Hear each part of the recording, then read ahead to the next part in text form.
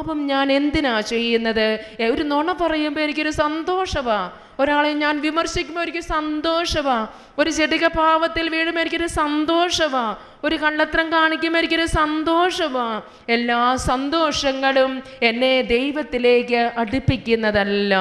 ഞാൻ കുറേ നാൾ മിണ്ടാതിരിക്കുമ്പം എൻ്റേതായ ഇഷ്ടത്തിന് പ്രവർത്തിച്ചല്ലോ എന്നൊരു സന്തോഷമാണ്. പക്ഷേ ഉള്ളിൻ്റെ ഉള്ളറകളിൽ ആഴങ്ങളിൽ നമ്മൾ ഭാരപ്പെടുകയാണ്, അസ്വസ്ഥപ്പെടുകയാണ്. അതുകൊണ്ടാണ് മനുഷ്യൻ പാപത്തിൻ്റെ പിന്നാലെ പോകുന്നത്. അവന് സന്തോഷം ലഭിക്കുന്നു.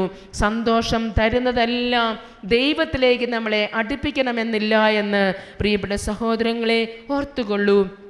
തിരുവചനം നമ്മളെ ഓർമ്മപ്പെടുത്തുന്നു. സങ്കീർത്തനങ്ങളിലേക്ക് നമ്മൾ കടന്നു വരുമ്പോൾ നമ്മളെ ഓർമ്മപ്പെടുത്തുകയാണ്, സർപ്പത്തിൽ നിന്നെന്ന പോലെ നീ പാപത്തിൽ നിന്ന് ഓടി അകലുക എന്ന്. പ്രഭാഷകന്റെ പുസ്തകത്തിലാണ് നീ സർപ്പത്തിൽ നിന്നെന്ന പോലെ 21:2 സർപ്പത്തിൽ നിന്നെന്ന പോലെ നീ പാപത്തിൽ നിന്ന് ഓടി അകലുവിനെന്ന്. നമ്മൾ പാമ്പ് വന്നിട്ട് ഇവൻ എങ്ങോട്ടാ ഗതി എന്ന് വല്ലവരും നോക്കി നിൽക്കാറുണ്ടോ?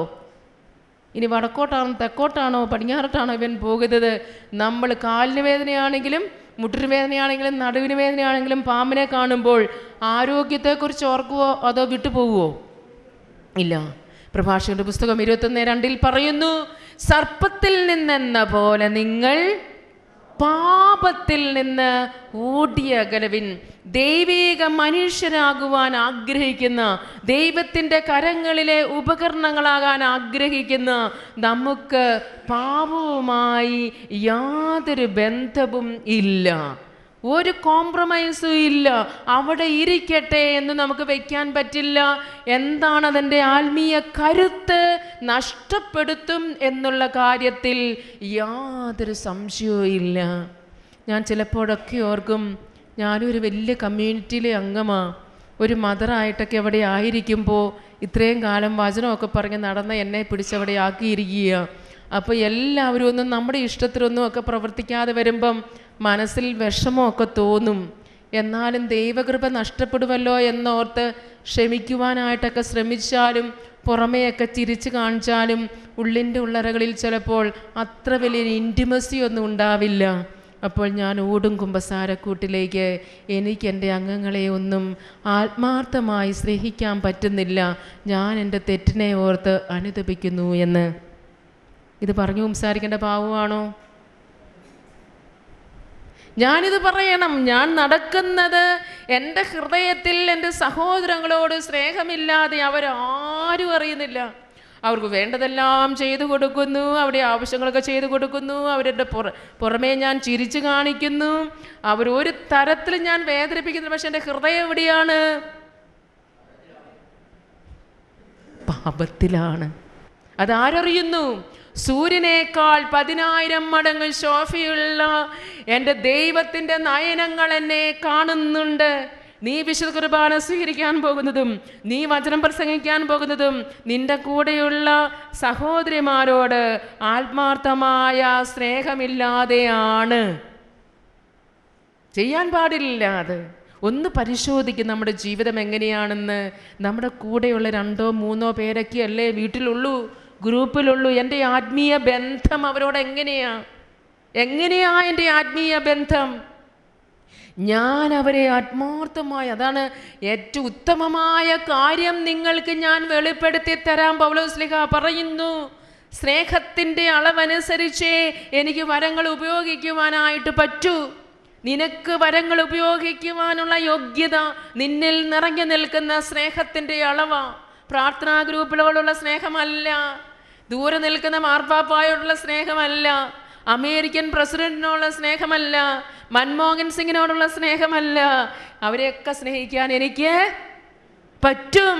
പക്ഷെ എൻ്റെ കൂടെയുള്ള, എൻ്റെ തൊട്ടടുത്തുള്ള, എൻ്റെ ഇഷ്ടങ്ങൾക്ക് വിപരീതമായി പ്രവർത്തിച്ചു കൊണ്ടിരിക്കുന്ന എൻ്റെ സഹോദരനോട്, സഹോദരിയോട്, ജീവിത പങ്കാളിയോട്, മക്കളോട് എനിക്കുള്ള മനോഭാവം എങ്ങനെയാണ്? ഇതെല്ലാം മാറ്റിവെച്ചിട്ട് ഞാൻ അത്ഭുതങ്ങൾ പ്രവർത്തിക്കുവാൻ, ഞാൻ ശുശ്രൂഷകൾ ചെയ്യുവാൻ ഇറങ്ങി തിരിച്ചു കഴിയുമ്പോഴാണ് ചെകുത്താൻ സർവശക്തിയോടെ നമ്മളിലേക്ക് കടന്ന് വരുന്നത്. എൻ്റെ അടുപ്പം എങ്ങനെയാ?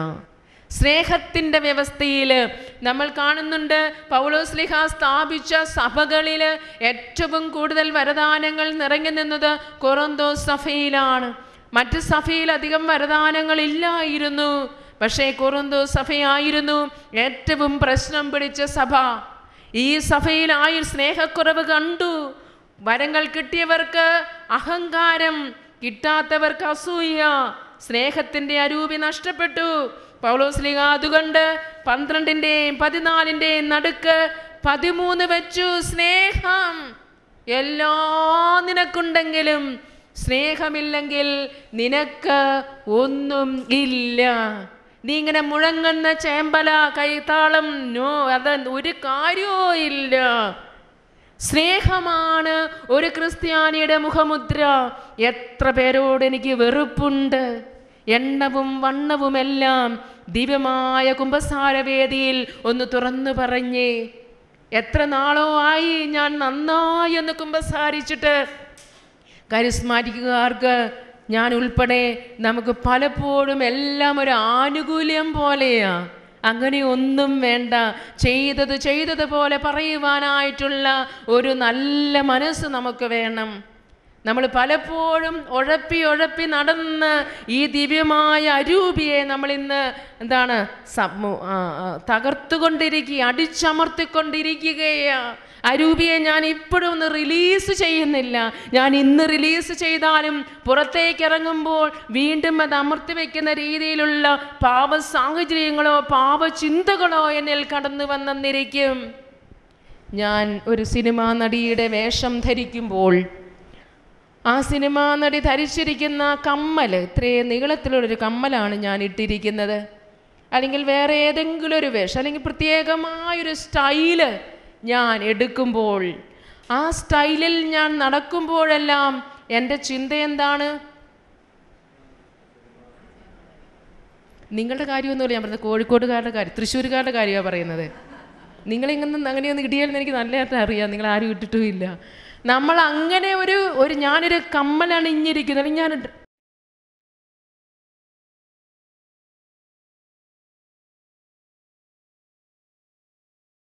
ഡ്രസ്സ് അണിഞ്ഞിരിക്കുകയാ. അപ്പോൾ ഞാനിത് അണിയുമ്പോഴെല്ലാം എൻ്റെ മനസ്സിലൂടെ കടന്നു പോകുന്നത് എന്താ? ഞാനിപ്പോൾ കമലഹാസൻ നടക്കുന്ന പോലെയാണ് നടക്കുന്നത്. ആരൊക്കെ എപ്പോഴത്തെ സിനിമാ നടിമാരെന്ന് അറിയത്തില്ല, അവർ നടക്കുന്ന പോലെയാണ് ഞാൻ. എൻ്റെ മനസ്സിൽ അറിയാതെ ഒരു പാപചിന്ത വരുമോ? വരും. ഞാനിപ്പോൾ ഇന്നയാണ് നടക്കുന്നത് പോലെ, ഇന്ന സ്റ്റൈലാണ് നടക്കുന്നത്. നമ്മളാരും ഇതൊന്നും കുമ്പസാരിക്കാറില്ലല്ലോ. ഇതൊക്കെ എന്നാ കുമ്പസാരിക്കാനാ എൻ്റെ സിസ്റ്ററെ? ഇതൊക്കെ എന്ത് കുമ്പസാരിക്കാണ്? എൻ്റെ സ്റ്റൈൽ എന്താണ്?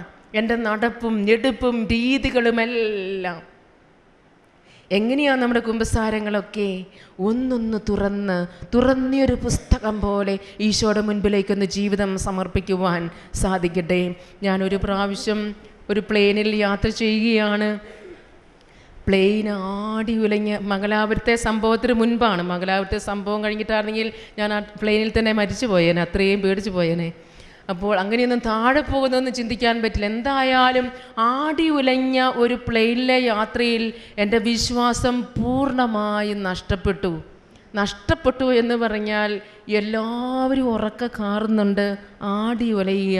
ഞാൻ പിന്നെ ഒരു സിസ്റ്ററാണല്ലോ എന്നോർത്തോണ്ടാൽ ഇവരുടെ ഒപ്പം എങ്ങനെ കാറുന്നോർത്ത് എൻ്റെ മനസ്സിൽ എന്തുമാത്രം വേദനയും എപ്രാളം ഉണ്ടെന്ന് ഞാൻ പിടിച്ചിരുന്നു. എങ്കിലും എൻ്റെ സർവമാന വിശ്വാസവും നഷ്ടപ്പെട്ടു.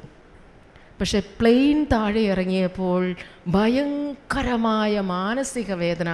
എൻ്റെ ദൈവത്തെ ഞാൻ ട്രസ്റ്റ് ചെയ്തില്ലല്ലോ, എൻ്റെ ദൈവത്തിലുള്ള വിശ്വാസം എനിക്ക് പോയല്ലോ. എനിക്ക് പ്രാർത്ഥിക്കാൻ പറ്റുന്നില്ല, വിശുദ്ധ കുർബാന സ്വീകരിക്കാൻ പറ്റുന്നില്ല, ഒന്നുമില്ല. ഞാൻ പോയി കുമ്പസാരിക്കാൻ. ദൈവത്തിലുള്ള എൻ്റെ വിശ്വാസം ഒരു നിമിഷം എനിക്ക് നഷ്ടപ്പെട്ടു പോയി. ഞാനിതൊക്കെ പറയുന്നത് നമ്മളൊക്കെ ഈ പാപം വലിയ വലിയ കാര്യങ്ങൾ മാത്രം കാണുന്നവരും കാണാൻ ആഗ്രഹിക്കുന്നവരും ഈ തൂത്തുവാരിൽ നടക്കാത്തത് കൊണ്ട് അരൂപിക്ക് ഒരു പ്രവർത്തനവും ഇവിടെ ചെയ്യാൻ പറ്റുന്നില്ല. ഒന്നും ക്ലിയർ ആയിട്ട് കാണാൻ പറ്റുന്നില്ല. കോൺസെൻട്രേഷനേ ഇല്ല എനിക്ക്. ഇനി നമ്മൾ ചെയ്തിരിക്കുന്ന വലിയ വലിയ കാര്യങ്ങളുള്ളിടത്തുള്ള കുമ്പസാര മേഖലകളോ, നമ്മൾ അപ്പനിട്ട് 2 എണ്ണം പറഞ്ഞു, അപ്പനോട് 2 വഴക്ക് പറഞ്ഞെന്ന് വിചാരിച്ച് അപ്പനെ ചീത്ത പറഞ്ഞു, അനുജനെ ചീത്ത പറഞ്ഞു, കൂട്ടുകാരനെ ചീത്ത പറഞ്ഞു. അപ്പോൾ എങ്ങനെ നമ്മൾ കുമ്പസാരിക്കും? ഇത് പോയി കുമ്പസാരിക്കണ്ടേ? എങ്ങനെ കുമ്പസാരിക്കും? എങ്ങനെ കുമ്പസാരിക്കും?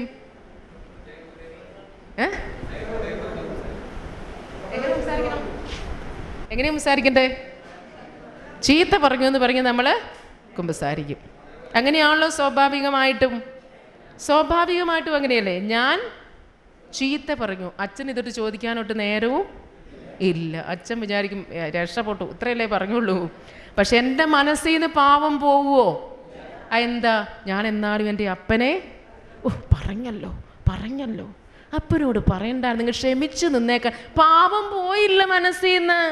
കാരണം എന്താ? പറയേണ്ടതുപോലെ പറഞ്ഞില്ല. ഈ തിരുവചനം സുഭാഷിതങ്ങളിൽ സഭാപ്രസംഗൻ വളരെ വ്യക്തമായിട്ട് പറയുന്നുണ്ട്, പാപം ചെയ്യാത്തവൻ ആരുമില്ല എന്ന്. പാപം ചെയ്യാത്തവൻ ആരുമില്ല എന്ന് സഭാപ്രസംഗകൻ നമ്മളോട് പറയുന്നുണ്ട്. 7:20 ഒരിക്കലും പാപം ചെയ്യാതെ നന്മ മാത്രം ചെയ്യുന്ന ഒരു നീതിമാനും ഭൂമുഖത്ത് ഇല്ല.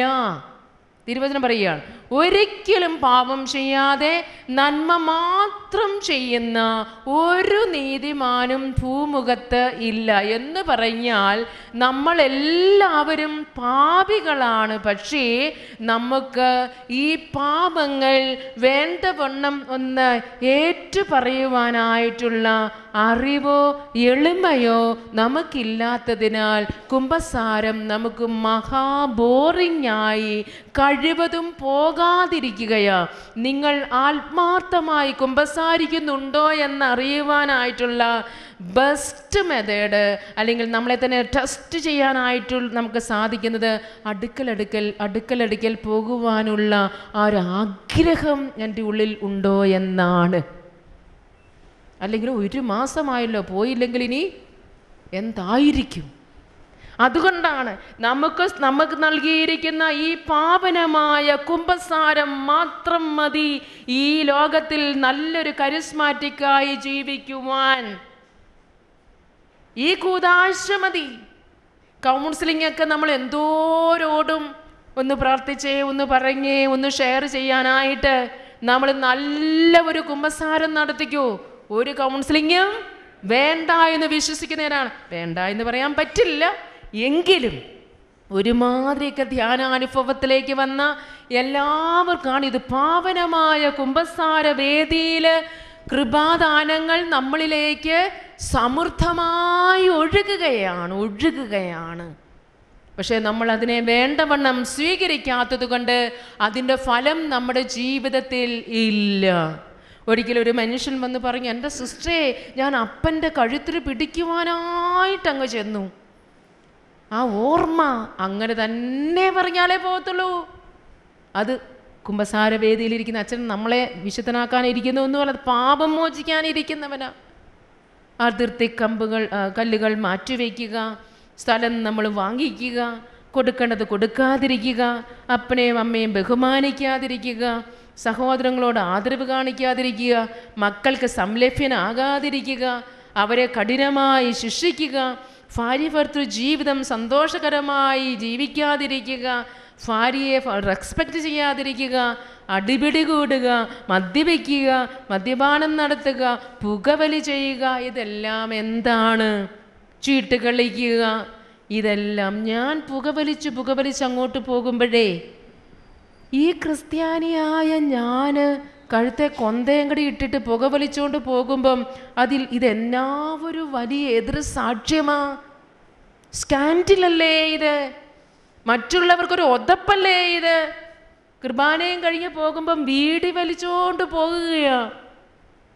നമുക്കിത് ഞാൻ ഓർക്കും, എൻ്റെ കർത്താവേ, പള്ളിയിൽ നിന്ന് ഇറങ്ങി വന്നിട്ടാണ് ഈ ഇത്രയും വലിയ പുകയും കൊണ്ട് നടക്കുന്നത്. അവരാണ് അവിടെ കൂടി ഇരുന്ന് ചീട്ട് കളിക്കുന്നത്. അവരാണ് പോയ വഴിക്ക് കള്ളിഷാപ്പിലേക്ക് കയറുന്നത്. ഇതെല്ലാവരും ഒരു എതിർ സാക്ഷ്യമായി. എത്ര കല്ല് നമ്മുടെ കൂടെ ഉണ്ടാവും. ഇപ്പോൾ കർത്താവ് എന്താ പറഞ്ഞിരിക്കുന്നത്? ദുഷ്പ്രേരണ നൽകുന്നവൻ്റെ കഴുത്തിൽ. ഇപ്പം എത്ര തിരികൾ കാണും? അടുത്ത് എത്ര എണ്ണം കാണും? ദുഷ്പ്രേരണ. അപ്പനും അമ്മയും കൂടെ മഴക്ക് മകള് പറയും, എൻ്റെ സിസ്റ്ററെ എങ്ങനെയെങ്കിലും എനിക്കിന്ന് വീട്ടിൽ നിന്ന് ഇറങ്ങിപ്പോയാൽ മതി എന്ന്. ആ കൊച്ചിന് വീട്ടിൽ ജീവിക്കണമെന്നുണ്ട്. പക്ഷേ അപ്പനും അമ്മയുടെയും സ്റ്റണ്ട് കാരണം ആ കൊച്ചിന് വീട്ടിൽ ജീവിക്കാൻ പറ്റുന്നേയില്ല. ഏതൊരു സാക്ഷ്യം! ഇതൊക്കെ എങ്ങനെയാണ് നമ്മളിത് കുമ്പസാരിച്ച് തീർക്കണ്ടേ? എൻ്റെ ശ്രദ്ധയില്ലാത്ത സംസാരം, എന്തെല്ലാം സൈസ് വാക്കുകൾ. തെറി പറഞ്ഞെങ്കിൽ തെറി പറഞ്ഞു തന്നെ പറയണത്. ആരോടാ പറഞ്ഞെന്ന് പറയണം? കൊച്ചുങ്ങളോടാണ് പറഞ്ഞതെങ്കിൽ അതിനൊക്കെ വലിയ ഉത്തരവാദിത്വമുണ്ട്. കാരണം ആ പാപത്തിൻ്റെ മാലിന്യങ്ങൾ ഏൽക്കാത്ത നിഷ്കളങ്ക കുഞ്ഞുങ്ങളോടൊക്കെ നമ്മൾ പറയുന്നത് എല്ലാം അതിൻ്റെ എണ്ണവും വണ്ണവും ഒക്കെ ഒന്ന് പെറുക്കിയെടുത്ത് കർത്താവിൻ്റെ പാവനവേദിയിലേക്കൊന്ന് കടന്നു പോയിക്കോ. എത്ര നവീകരണത്തിലെ ലീഡേഴ്സ് ആണെങ്കിലും നല്ല കുമ്പസാരം എപ്പോഴും ആവശ്യമാണ്. ഞാൻ ഈ കഴിഞ്ഞ ദിവസം കുമ്പസാരിച്ചപ്പോഴും എഴുതി പിടിച്ചുകൊണ്ട് പോയി എൻ്റെ പാവങ്ങളെല്ലാം മറക്കാതിരിക്കുവാൻ. അവസാനം ചോദിച്ചു, ശ്രീ ഇതെല്ലാം എനിക്ക് എൻ്റെ ഹൃദയത്തിൻ്റെ സമാധാനമാണ്. എൻ്റെ ഈശോയെ വേദനിപ്പിച്ചതിന് വേദന എനിക്കല്ലേ അറിയുള്ളൂ. ബാക്കികളുടെ മുൻപിലൊക്കെ നല്ലതായിട്ട് തോന്നാലും എൻ്റെ ഈശോ നിന്നെക്കുറിച്ചുള്ള എല്ലാ രേഖകളും എൻ്റെ കയ്യിലുണ്ടെന്ന് ഇടയ്ക്കിടയ്ക്ക് നോക്കിക്കും. എന്നാലും ഇത്രയും വളർത്തി അവൾ എന്നോടിത് ചെയ്തല്ലോ, ഇത്രയും ഉയർത്തി അവൻ എന്നോടിത് ചെയ്തല്ലോ. അവൻ ആ കൈക്കൂലി വാങ്ങണമായിരുന്നോ? അവൻ്റെ എത്ര രോഗങ്ങൾ ഞാൻ മാറ്റിക്കൊടുത്തതാ. അവനെ എത്രയോ അപകടങ്ങളിൽ നിന്ന് ഞാൻ ആയുസ് നീട്ടിക്കൊടുത്തതാ.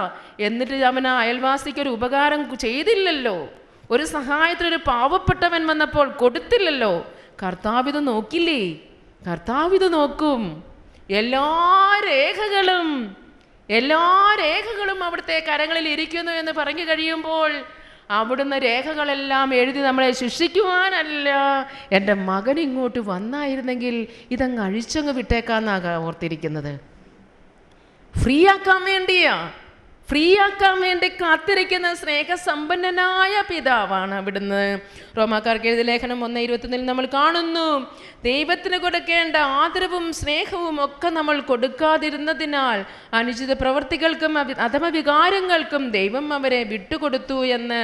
ദൈവത്തിന് കൊടുക്കേണ്ട ആദരവും സ്നേഹവും നമ്മൾ കൊടുക്കാത്തപ്പോൾ അവിടുന്ന് നമ്മളെ അനുചികൾക്കും അധമവികാരങ്ങൾക്കും ഒക്കെ വിട്ടുകൊടുക്കുന്ന അനുഭവങ്ങൾ ഉണ്ടാകുമെന്ന് 1-ാം അധ്യായത്തിൽ വളരെ വിശദീകരിച്ച അധ്യായം മുഴുവൻ പറഞ്ഞിരിക്കുകയാണ്. മനുഷ്യൻ സ്വാഭാവിക ബന്ധങ്ങൾ വിട്ട് എന്താണ് പ്രകൃതി വിരുദ്ധ ബന്ധങ്ങളിലേക്ക് കടന്നു പോകുന്നു. പ്രകൃതി വിരുദ്ധ ബന്ധങ്ങളിൽ ഏർപ്പെടുന്ന മനുഷ്യൻ ഇന്ന് സ്വയംഭോഗം, സവർഗഭോഗം, മൃഗങ്ങളുമായിട്ടുള്ള പാപങ്ങൾ, ഫോണോഗ്രഫി, എന്തെല്ലാം ഇൻ്റർനെറ്റ് കാര്യങ്ങളെല്ലാം കടന്നു വന്നിരിക്കുന്നു. നമ്മുടെ ഹൃദയം കർത്താവിൻ്റെ കൂടെയാണെങ്കിൽ ഇതിനൊന്നും നമ്മളെ സ്വാധീനിക്കുവാനായിട്ട് പറ്റില്ല. നമുക്കിതൊന്നും ഒരു ആകർഷണം തരില്ല. എന്തെല്ലാം കണ്ടാലും ഹൃദയത്തിൽ കർത്താവ് നിറഞ്ഞു നിന്നാൽ എത്ര പാവമേഖലകളിലൂടെയും എത്ര ചെകുത്താന്മാരുടെ നമ്മൾ ചെന്നാലും ദൈവം നമ്മളെ കാത്തുകൊള്ളും. എൻ്റെ ഹൃദയം പരിശുദ്ധമാണെങ്കിൽ ലോകം എത്ര തിന്മ നിറഞ്ഞതാണെങ്കിലും, ചിലർ പറഞ്ഞു എൻ്റെ സിസ്റ്ററെ പറ്റുന്നില്ല, എല്ലാവരും ജീവിത സാഹചര്യം അങ്ങനെയായി പോയി, അതുകൊണ്ടാണെന്ന്. ഒരു നല്ല പൊന്നോമന മകന് ആദ്യമായിട്ട് വീട്ടിൽ നിന്ന് മാറി നിന്നതാ. ഹോസ്റ്റലിലേക്ക് ചെന്ന് കൂട്ടുകാരെല്ലാം കൂടെ പറഞ്ഞു, എടാ നിന്നെ ഒരു നല്ല കാര്യം പഠിപ്പിച്ചു തരാമെന്ന്. ഇവൻ അറിയത്തില്ല ഇതെന്താ നല്ല കാര്യമെന്ന്. ഇവൻ കാർന്നവന്മാരുടെ നല്ലൊരു മകനാണ്. വീട്ടിൽ നിന്നപ്പോൾ അധികം മാലിന്യങ്ങളൊന്നും ഏൽക്കാതെ എൻ്റെ അടുക്കൽ എപ്പോഴും തന്നെ പ്രാർത്ഥിക്കാൻ വന്നിരുന്ന നല്ലൊരു ചെറുപ്പക്കാരനാണ്. അവൻ എൻജിനീയറിങ്ങിന് ദൂരെ സ്ഥലം കിട്ടി. അവൻ പഠിക്കുവാനായിട്ട് ചെന്ന് കഴിഞ്ഞപ്പോൾ കൂട്ടുകാരെല്ലാം കൂടെ പറഞ്ഞു, നിന്നെ നല്ലൊരു കാര്യം പഠിപ്പിച്ചു തരാമെന്ന്. എന്താ നല്ല കാര്യമെന്നറിയാമോ? ഒരു ദിവസം ഇവനെ കൊണ്ടുപോയി ഒരു റൂമിലേക്ക് കയറ്റി വിട്ടു. അവിടെ ഒരു വേശ്യ കിടപ്പുന്നുണ്ടായിരുന്നു. അവൾ അവനെ കയറി പിടിച്ചു. കഴിഞ്ഞു എല്ലാം. അവൻ അന്നേരം വണ്ടി കയറി എൻ്റെ അടുത്ത് വന്നു. എൻ്റെ സിസ്റ്ററെ, എനിക്ക് ഷോക്കേറ്റു.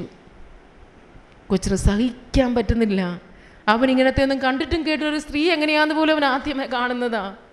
അവൻ അറിയത്തില്ലായിരുന്നു. എന്നാലും ഇത് കുഞ്ഞുങ്ങളൊക്കെ ഉണ്ടായിരുന്നല്ലോ എന്ന് ഞാൻ ഓർക്കുകയാണ്. അവന് ഷോക്കേറ്റു.